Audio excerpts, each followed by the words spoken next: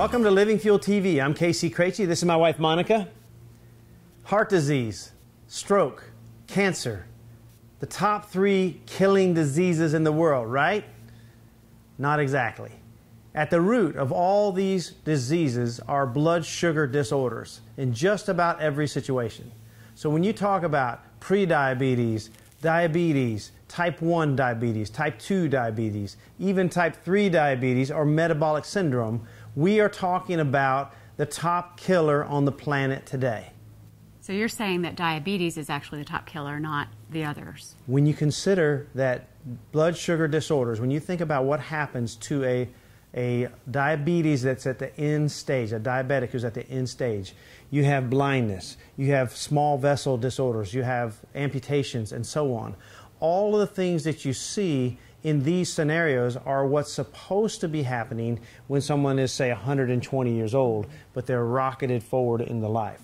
So when we talk about type 1 diabetes is the least common of diabetes that people contract, and it is basically 5 to 10%, but most people say 5% of all diabetics, and that means that the pancreas does not produce insulin. So this is not diabetes by choice. This is not the person's fault. Absolutely not. What would cause the pancreas to stop producing insulin? Well, we don't know all of the reasons. It's very complex. I mean, we know sometimes that immunizations are at the root. Sometimes it's other kind of chemical that happens, a chemical problem that they get into, pesticides or herbicides or something like that. Sometimes it's an autoimmune reaction to some kind of something that they contracted, like a common cold or something like that. So it's not caused like type 2 diabetes is really a lifestyle choice? Almost always. Most of the time, okay. So type 1 diabetes is something we'll talk more about in a moment, but let's just make it clear. So type 2, as you were saying,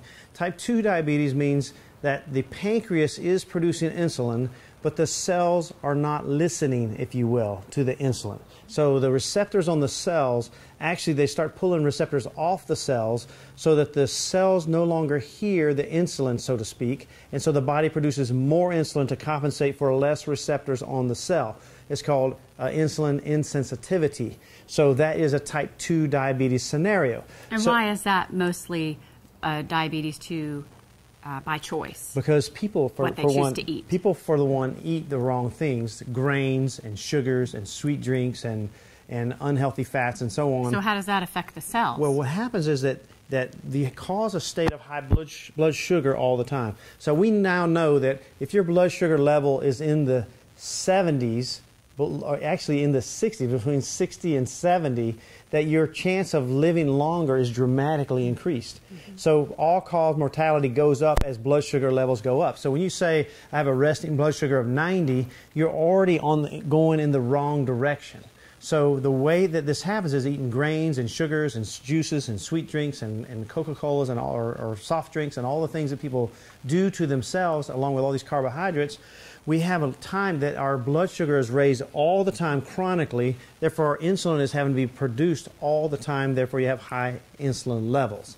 So that can be reversed, as we've discussed in other shows, if you look at our shows on reversing diabetes.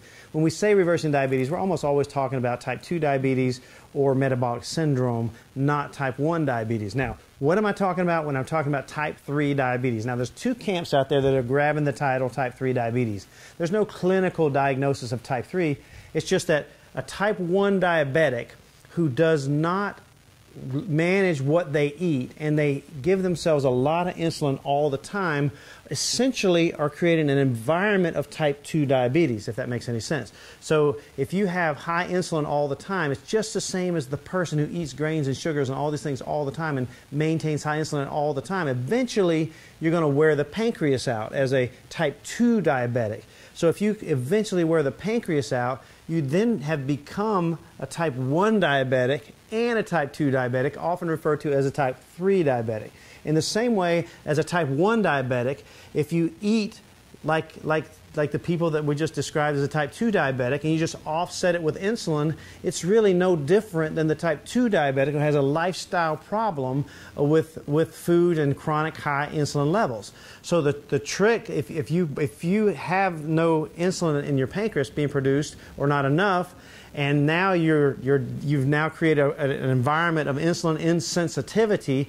Now you're not producing it and you're not recognizing it. So we call that type 3 diabetes, and that is a very terrible thing. Okay. Now there's another term, type 3 diabetes, used. And I just had this discussion with Dr. Smith this week. It was fascinating. He told me about a Harvard study where they talk about insulin degrading enzyme in the brain is used when there's too much insulin, and the brain uses this enzyme to break down the insulin.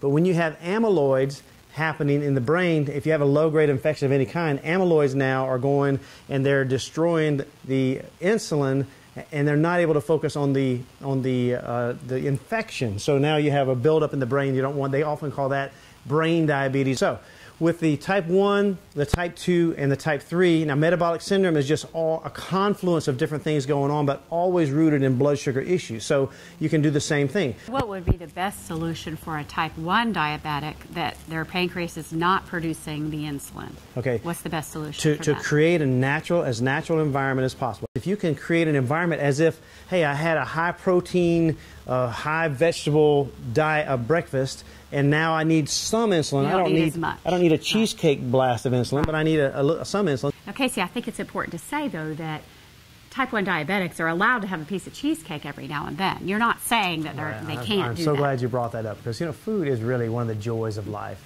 And what we're talking about is the ideal scenario to optimize the human performance around this diabetes, or even if you're not diabetic. So if we're talking about creating an environment where you have a breakfast with a 6-hour spacing to lunch, with a 6-hour spacing to dinner, then that's a 3-meal-a-day cycle, or a 4-meal-a-day cycle with a 4 hours in between. See, the trick is you don't want to have endocrine disruption between meals.